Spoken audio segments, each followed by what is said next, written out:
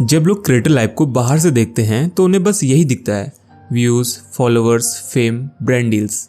लेकिन सच बोलूं तो क्रिएटर होने का सबसे पेनफुल पार्ट बर्नआउट भी नहीं है। सबसे पेनफुल पार्ट ये है कि धीरे धीरे आपका दिमाग नॉर्मल रहना बंद कर देता है। आप कहीं भी हो, दिमाग ऑटोमेटिकली सोचता रहता है इससे कंटेंट कैसे बन सकता है। धीरे धीरे ऐसी हालत हो जाती है कि हम लाइफ को जी कम रहे होते हैं, ऑब्जर्व ज्यादा कर रहे होते हैं। कभी सैड हो तो दिमाग बोलता है इस पर वीडियो बन सकती है, कभी लोनली फील करो तो ये रिलेटेबल टॉपिक है, और यही चीज बाहर से कूल लगती है लेकिन अंदर से मेंटली एग्जॉस्टिंग होती है। फिर धीरे धीरे एक और फेज शुरू होता है जहाँ हमारी सेल्फ वर्थ नंबर से अटैच होने लगती है। वीडियो चली तो मूड अच्छा, व्यूज कम आए तो सडनली सेल्फ डाउट शुरू, शायद मैं बोरिंग हूँ, शायद कंटेंट अच्छा नहीं था। और सबसे डेंजरस चीज ये है कि दिमाग कभी कंप्लीटली रिलैक्स ही नहीं करता है। कभी कभी हम रात को व्यूज देखकर सोते हैं और सुबह उठते ही सबसे पहले वही चेक करते हैं।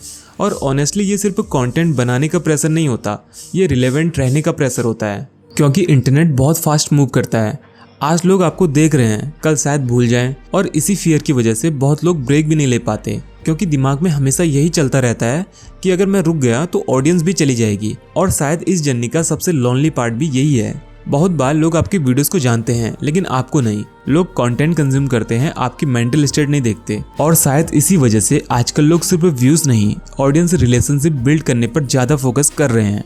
क्योंकि व्यूज टेम्परेरी होते हैं लेकिन loyal audience long term support करती है। और इसी चीज के लिए काफी लोग आजकल सुपर प्रोफाइल जैसे टूल्स यूज कर रहे हैं। मान लो आपने रील में बोला comment guide and I will send you the link, तो सुपर प्रोफाइल ऑटोमेटिकली उन लोगों को डीएम भेज सकता है। इससे एंगेजमेंट बढ़ती है, ऑडियंस कनेक्ट करती है और बार बार मैनुअली रिप्लाई भी नहीं करना पड़ता। और अगर आप डिजिटल प्रोडक्ट सेल करते हो जैसे preset, e books, guide, courses, तो उसका सिंपल स्टोर भी बना सकते हो।